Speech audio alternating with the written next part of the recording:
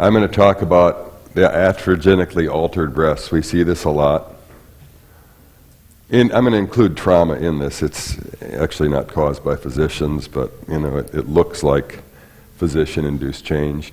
So we'll talk about post-trauma, post-lumpectomy, post-reconstruction, post-augmentation, post-core needle biopsy, post-mammotomy, post-reduction mammoplasty, post-mastectomy, post-axillary dissection, pre-radiation, post-radiation, and post-chemotherapy. So there's a host of altered breasts that we do look at in the course of performing breast imaging.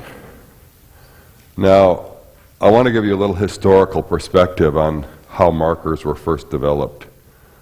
Before we even had vacuum biopsy, there were a small percentage of cases that the core biopsy device actually removed, little bitty teeny things where they'd go in, and perform a lumpectomy and they couldn't find any residual disease. So we realized that we had to develop markers. Well, a good marker is a hematoma or a seroma, but with a core biopsy you don't always get that. With a vacuum biopsy you virtually always have a little seroma there for a few days anyway. But if they come back a few weeks later, that may be gone.